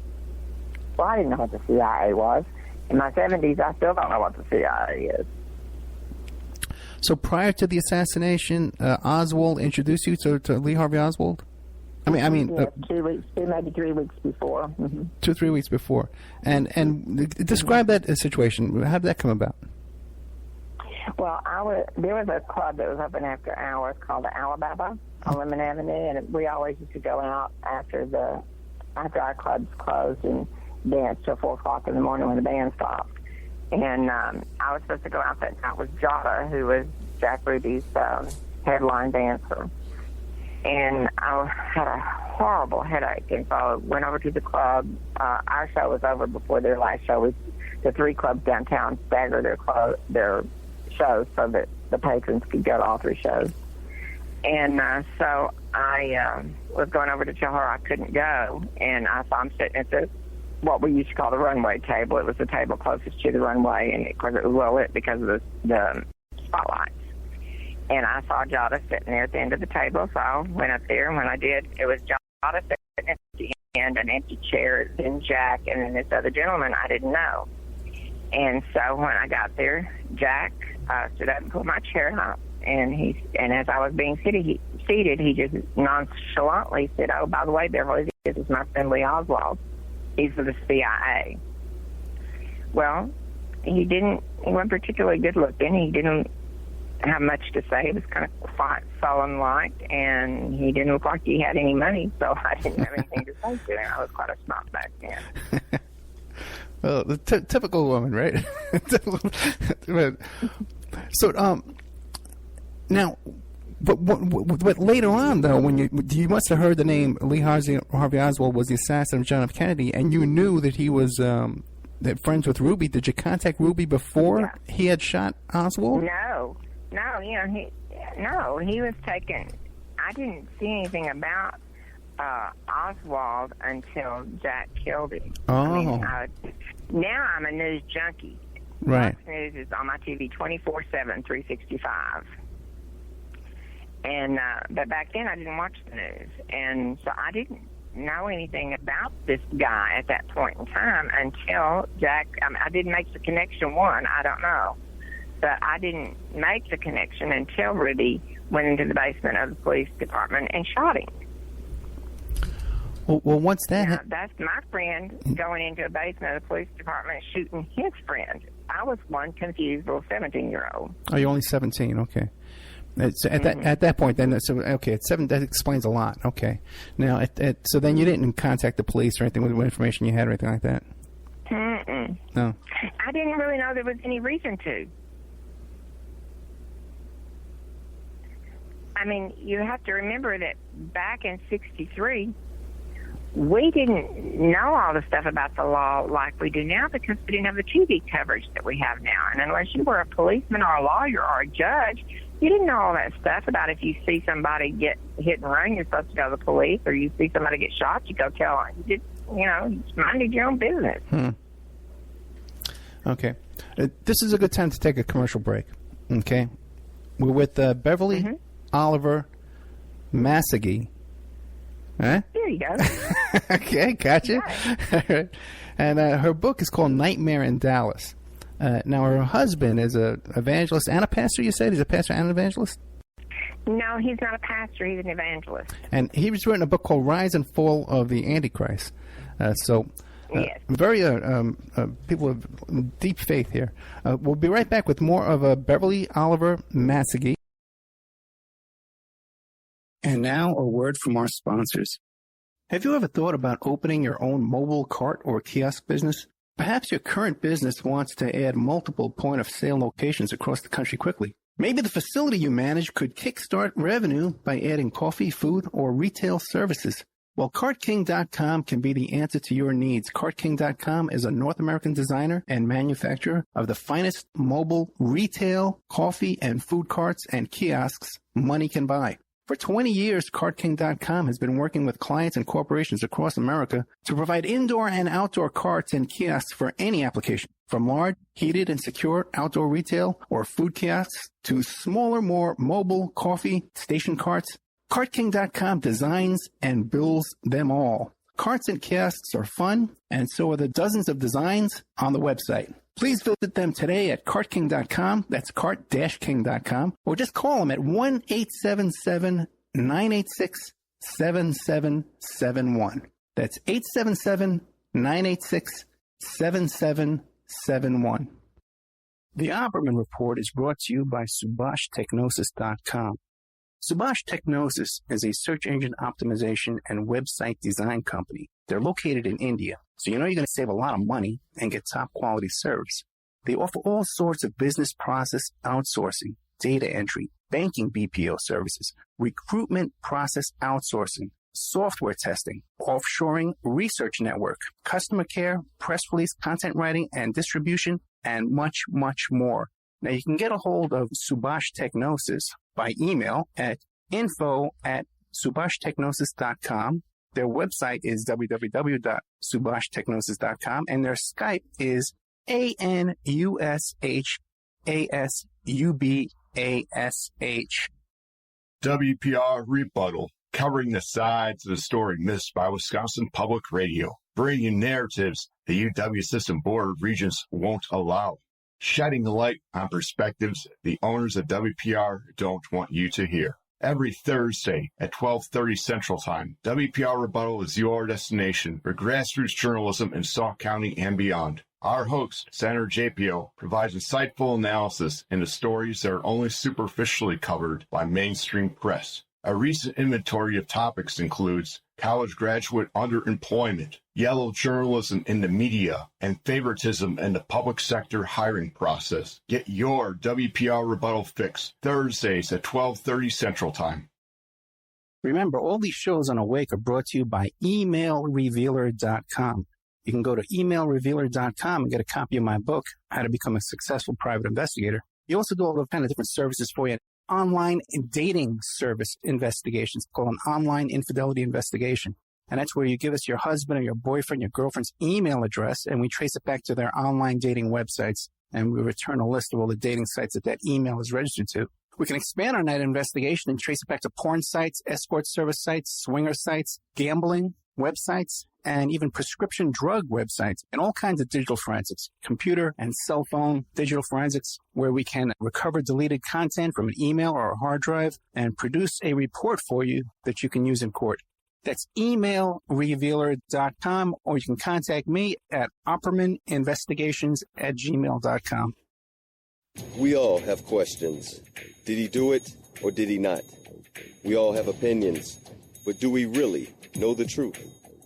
New evidence will now be presented and the ultimate answers will be revealed in the explosive documentary, Serpents Rising.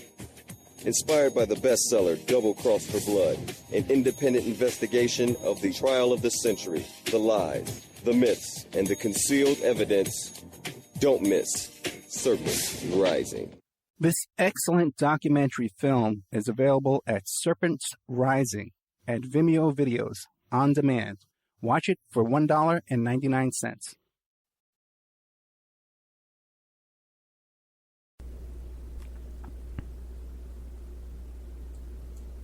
Okay, welcome back to the Opperman Report.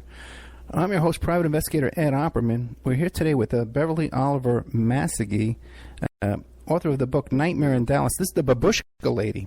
For people that are real JFK assassination buffs that really get into this, the Babushka lady. Now, Beverly, so after you wake up and you see on TV there Ruby shoot Oswald, sooner or later you must have gone back to work at these clubs, right? What was the scuttlebutt? What was everyone saying then, the gossip? What were people saying? Monday night was when I went back to work Monday night, 25th. Can you hear me? Yeah, I hear you. I went back the 25th. The club was just absolutely loaded with news people and everything, and I just walked past them all and went right to my dressing room, and that's when Abe Weinstein came and talked to me and told me, do not talk to them, keep your mouth shut, because I had told him, that I was down there, and he said, don't tell anybody, keep your mouth shut. Now, who was Abe Weinstein? He was the owner of the Colony Club. Of the Colony Club. There were 3 clubs downtown. The Colony Club was where I worked. It was next door to Jack Ruby's club, but it was separated by a parking lot. And then on Jackson Street, 1 block behind those 2 clubs, was the Theater Lounge, which Barney Weinstein, Abe's brother, owned. Okay. Interesting. Now, before looking back in hindsight, do you believe that Ruby had prior knowledge that the assassination was going to take place that day? Well, he evidently did. In what way? Well, he didn't go and shoot Oswald because he didn't want Jacqueline to come back to a trial. He had to have been ordered to do what he did. First of all, he had no business in the police basement. And it would take an hour just to explain all the contradictions of everything that happened that weekend. And no, I believe that he had prior knowledge. I believe he killed Oswald under orders. We have proof that he had CIA connections, all kinds of stuff. That Ruby had Ruby had CIA connections? Yes, he did. Okay. As a matter of fact, he went all the way back to OFI. Okay. And you can make a FOIA request and find out what he did, but that's just no. He was into it up to his eyeballs. And how do you know this? You know this because you made a FOIA request, or some investigator did this, or some stuff that Ruby told you? An investigator. Okay. Named Joe West, and there's so many now. Joe West. Well, the guy I talked to first, Gary Shaw, he was one of the first investigators. Him and a guy named Penn Jones, and you asked me earlier where the name Babushka came from. Well, I went down, I guess it was in 1969, maybe 70. I took, it was during the House Select Committee on Assassination. No, it was before that. So it was 70, I guess. And I took Richard Sprague and Penn Jones and Gary Shaw. They asked me to take them down. I've not been down there since then. And the Bruder film was not available until Geraldo played it the first time on his show when Robert Groden, Right. who worked for and he got a copy of it. So I had not seen the Zapruder film. It had not shown on TV yet, and it wasn't available yet. And they asked me to take them down to Dealey Plaza and show them where I was standing. And they will all tell you that I took them into 1 foot of where I was standing that day that matches the Zapruder film. Oh, that's interesting. Okay, and then you wouldn't know this because you hadn't seen the Zapruder film, so that's a point you're making that you're not making this up. But the thing is, I've heard that there were bootleg versions of the Zapruder film that were being passed around in circles in down there in Dallas. Is that true? Well, I don't know. As far as I know, the only copies that were even bootlegged were bootlegged off of the one that Robert Groden had. Right. Because there wasn't any way to bootleg it. Okay. And then in 1977, the House Select Committee on Assassination, trying to think of the guy's name, it was kind of funny. They called me on my phone out. I lived out in Ranger, then 5 miles down a dirt road and turned the drugs if I'm out. Nobody knew how to find me. And they called me, and he said, I can't remember his name right now, but he said, I need to talk to you about the assassination of President Kennedy. I said, I don't talk about that quick. so Jack Moriarty, that was his name. And so then about 2 minutes later, my phone rings again. He said, Miss Oliver. He didn't call me Nancy, he called me Oliver. Miss Oliver. He said, I'm Jack Moriarty with the House Select Committee on Assassinations. I didn't even know what that meant. Right. And he said, I need to talk to you. I said, I told you I don't talk about the assassination. Click. And then he called back. He said, Ms. Massegee, I have subpoena power. Do not hang up on me again. Do you hear me? We will either do this nicely over a cup of coffee, or I will subpoena you. Take your choice.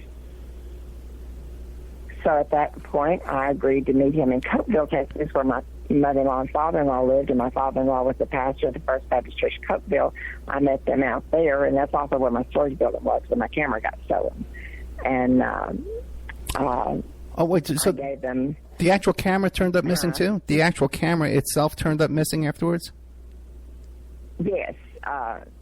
They had asked me, I think, I don't remember exactly how it all happened, but they asked me if I had sold the camera or what I did, but I said, no, it's out in the storage building in suitcase. Well, out in that storage building was a whole set of the white Samsonite luggage. Right. And remember the round ones that they called hat boxes? Yes, I do. Well, in that hat box piece was a lot of my pictures, my old pictures of growing up and showbiz pictures and stuff in my camera. And Charles and I were gone for a couple of months, and boy, my brand new baby, February the 27th, died on the road with the same thing that my 37-year-old daughter has. Oh, I'm sorry. And when I got home, I went out to the storage building for something and noticed the only thing missing out of the storage building was that hat box that had the camera and all my pictures in it. Only thing.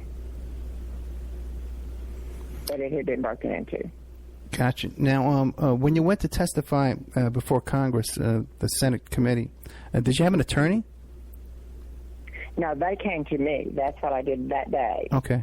I gave them my sworn testimony that day. And they were going to call me to Washington, but then they shut Baker down. They shut it down.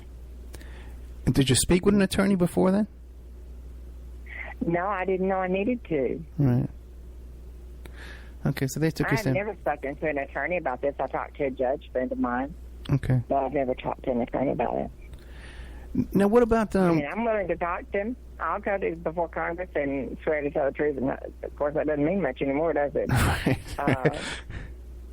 No, what about when Ruby was in prison? Did you ever have any contact with Ruby when he was sitting there in jail? No. No letters or anything? Abe Weinstein. Abe was like my godfather. When I went for Abe Weinstein, I was 14 years old. Okay. Okay. And my daddy told him I could work for him, but he was responsible for me. I was not to drink, not to smoke.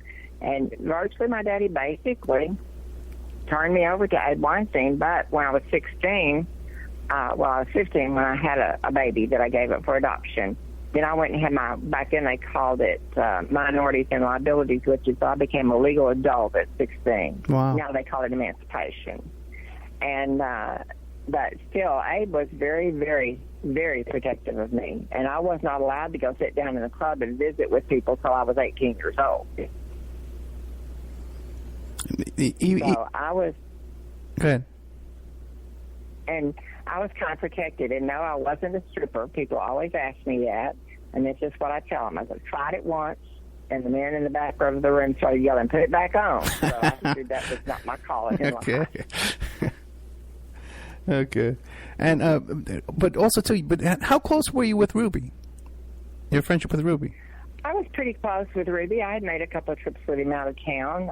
He treated me like a daughter too. People are always asking me if he was gay. I don't know. He never tried anything with me, but I was jailbait. So. That's interesting. I'd never heard speculation before that Ruby was gay. I know he had a strange relationship with his dogs. Any information on that? Oh, Sheba? Yeah. Sheba was the child that he never had. Do you know what happened Sheba to was his baby. Do you know what happened to the dogs after he was arrested? You know, I don't know. A lot of people say, well, he wasn't planning on that, or he wouldn't have had Sheba with him. Right. Well, yeah, that's the best thing to do, because he knew, this is what I believe, he knew that they would find Sheba and take care of her. Where if he was at home in the apartment, it might be 4, 5, 6 days before they got around to it. Right. But with his car parked on the street in downtown Dallas with the dog in it belonging to him, they're going to find that dog in just a few minutes. And that's what they did. And I think, now, I don't know for sure, for 100% positive, but I think that that Sheba ended up going home with Wally Weston, who was the comedian at the club, at the Carousel Club, and Shari Angel, Bobby Lou Misero, who was the other stripper there, another stripper. They were married. Wally and Shari were married. After Ruby was arrested, did the Carousel Club remain open? No, it didn't. I think it was maybe a few months. I don't even think Jack was still alive. I don't remember. The girls that worked there tried to open it, and they were open for a few days, but it just didn't go. Because, see, a lot of people don't understand, too, that in 1963, Dallas was BYOB. It wasn't liquor by the drink. Oh, really? No. And so you had to take your own bottle in. And so for whatever reason, I don't know, I didn't go over there. I went over there one day and talked to Andy for a while. And it was the only time I was ever over there. Okay. All right, this is a good time to take a commercial break. We're here with Beverly Oliver Massegee, and her book is called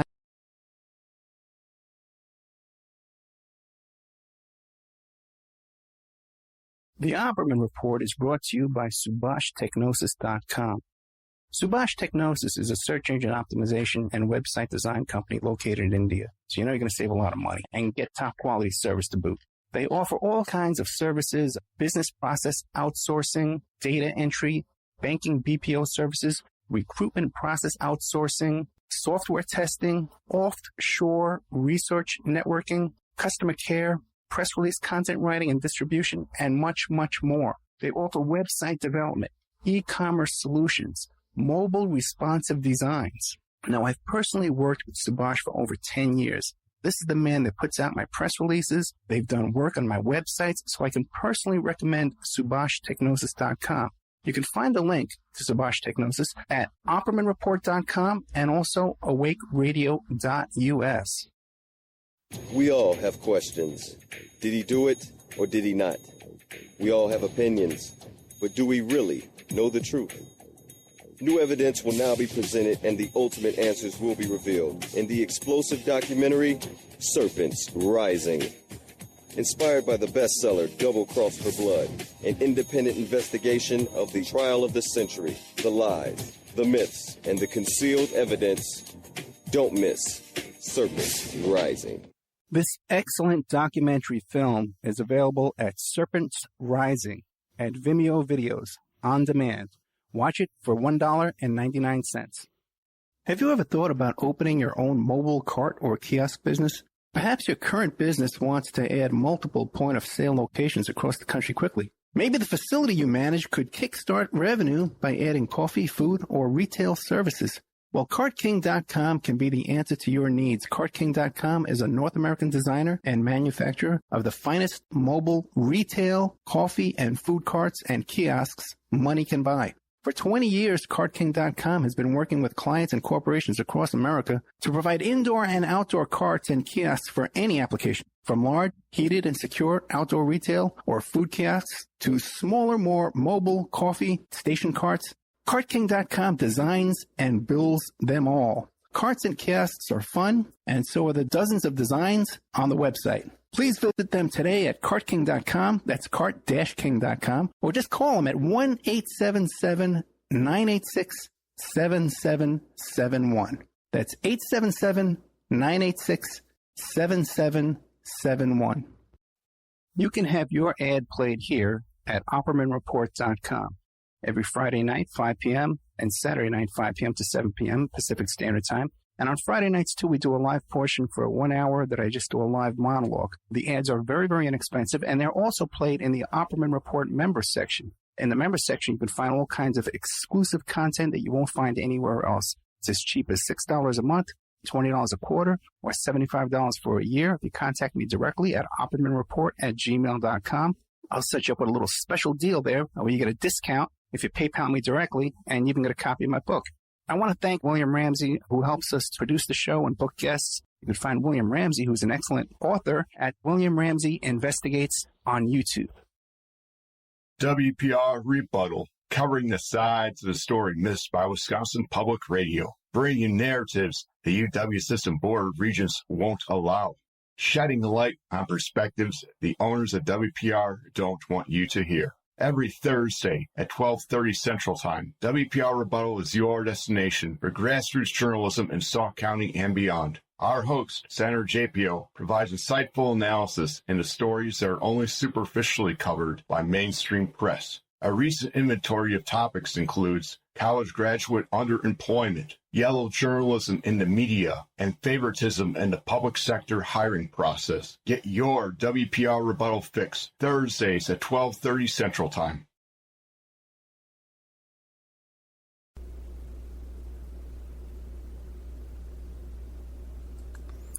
Okay, welcome back to the Opperman Report.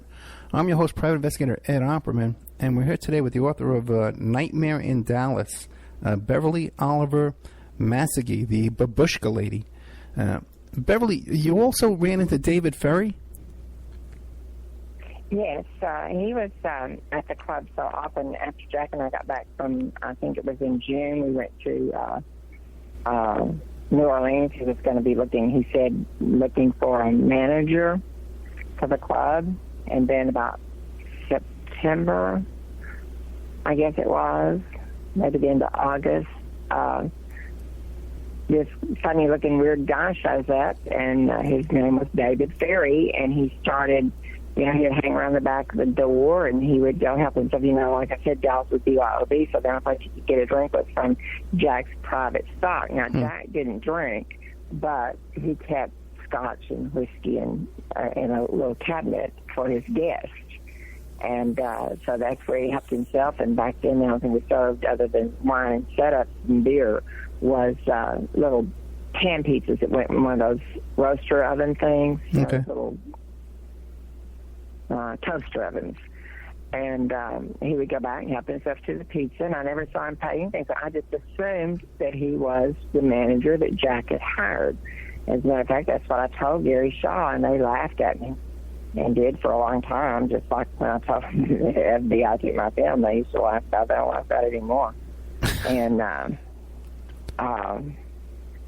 so I assumed he was the assistant manager that Jack had hired. And you also met, you believe you met Raul, who was the shadowy figure around the MLK assassination. Yeah, I couldn't swear to that. I couldn't get on a witness stand and swear about Raul, but I can about David Ferry and Oswald.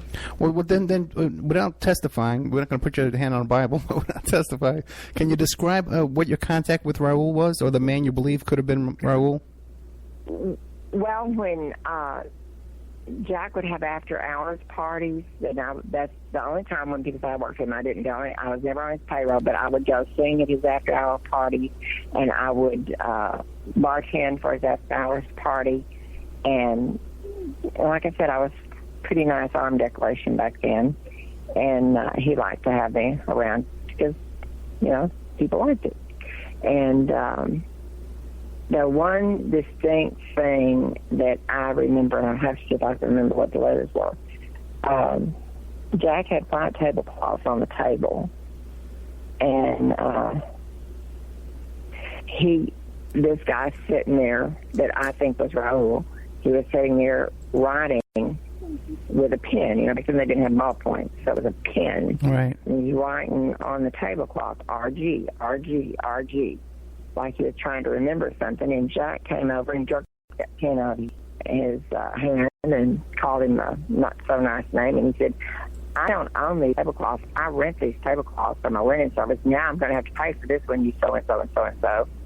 And that's the only reason why I really remember that episode. And I do remember that I was told his name was Roberto Guzman. Hmm. And when he was writing RG, RG, RG later on, I thought, well, he was just trying to remember what his name was supposed to be. Gotcha. Okay. Well, we're pretty much running out of time. Is there anything that we haven't covered that you'd like to tell the audience about your experience?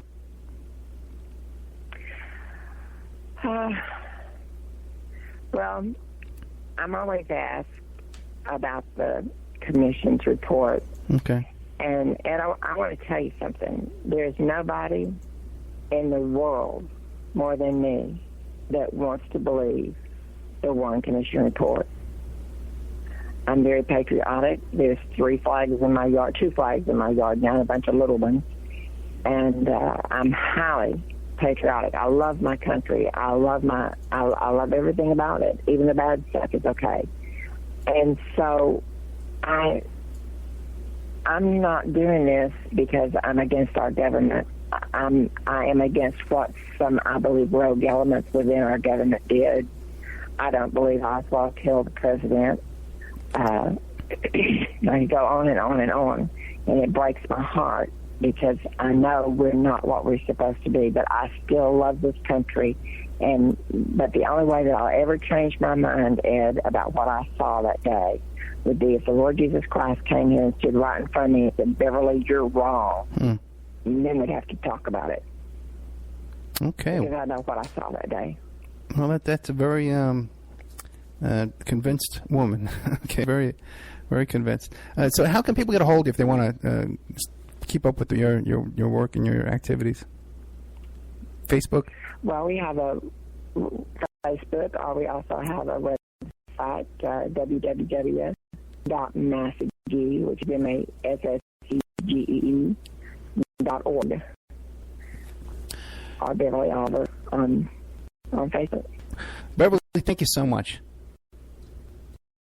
Thank you, Ed. It was a joy to get to visit with you. It really was. Thank you very much. Good night. Thank you. Good night. Okay, there we had Beverly Oliver Massegee, the Babushka.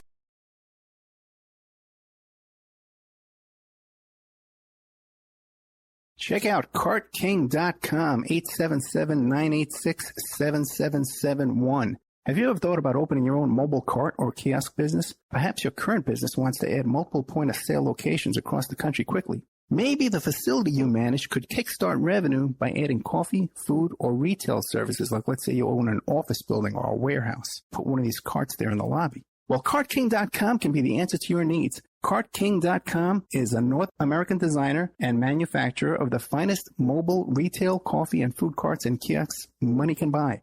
For 20 years, CartKing.com has been working with clients and corporations across America to provide indoor and outdoor carts and kiosks for any application. From large, heated, and secure outdoor retail or food kiosks to smaller, more mobile coffee kiosks or coffee stations, coffee carts, CartKing.com designs and builds them all. Carts and kiosks are fun, and so are the dozens of designs on the website, cartking.com. Please visit today at cartking.com or just call them at 877-986-7771. Tell them Ed Opperman sent you and you get a good deal.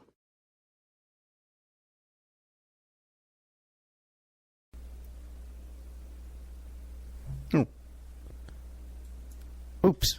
Welcome back. Welcome back to the Opperman Report. And I'm your host, private investigator Ed Opperman. Hey, thank you so much, Beverly, Oliver, Massegee, the Babushka lady. Nightmare in Dallas. Check that out. You got a lot of good content coming up for you. You got Gretchen Bonaducci, keep an eye out for that. This gentleman from the UK who uncovered this pedophile ring out there. I forget his name at the moment, but we have an hour with him. And I just did another hour with Doug Caddy. He returned.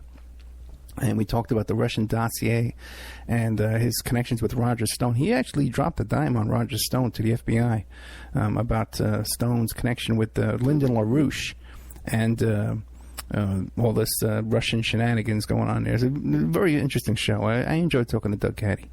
So a lot of good content there. Keep it up. Don't forget our members section. If you like this show and you want to keep the show on the air, the way to support the show is to become a member. And you get extra content. There's about 70 shows in there right now. We add new shows every month, especially, when we have the extra time, the extra guests. And I have a special commentary section now, too, where pretty much after every show, I do like a 20-minute commentary on the interview I just did. And that's up there in the member section for members only. For members only. And membership is super cheap. If you contact me directly at oppermanreport@gmail.com, I'll give you a membership of $60. You get 13 months for $60. You can't beat that. And so that's what keeps the show on the air. Also, too, if you want to sponsor, if you want to become a sponsor, advertise on our show like the great cartking.com, you can contact me as well at oppermanreport@gmail.com. And as we get more sponsors, we can add more stations, and we can get better quality guests as well, too. So it works out well for all of us. So thank you so much. Good night. Once they're locked in that car, they think they got to listen to the show. iHeart, iTunes, Spreaker, Podbean, Podcast, YouTube, all that stuff. Played everywhere, all over the place. You can't miss the show. 10 different internet stations, People's Internet Radio, a public streaming network, awakeradio.us, IPM Nation, and now on Ocelli.com. Chuck Ocelli put us on his station. So you can't, it's a rock bottom prices to advertise on the show, and that's how you help support the show. Also become a member, oppermanreport.com, or contact me for a discount, oppermanreport@gmail.com. Thank you so much, John Elite. I'm looking forward to being stalked by all these characters here. He got me hooked up with www.elitedarkesthour.com. That's ALITE. We'll have his book in the Opperman Report book store on our website.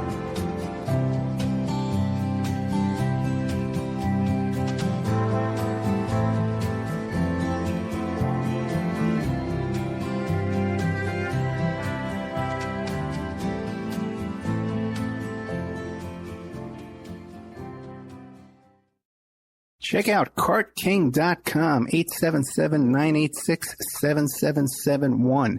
Have you ever thought about opening your own mobile cart or kiosk business? Perhaps your current business wants to add multiple point-of-sale locations across the country quickly. Maybe the facility you manage could kickstart revenue by adding coffee, food, or retail services, like let's say you own an office building or a warehouse. Put one of these carts there in the lobby. Well, cartking.com can be the answer to your needs. Cartking.com is a North American designer and manufacturer of the finest mobile retail coffee and food carts and kiosks money can buy. For 20 years, cartking.com has been working with clients and corporations across America to provide indoor and outdoor carts and kiosks for any application. From large, heated, and secure outdoor retail or food kiosks to smaller, more mobile coffee kiosks or coffee stations, coffee carts, cartking.com designs and builds them all. Carts and kiosks are fun, and so are the dozens of designs on the website, cartking.com. Please visit today at cartking.com or just call them at 877-986-7771. Tell them Ed Opperman sent you and you get a good deal.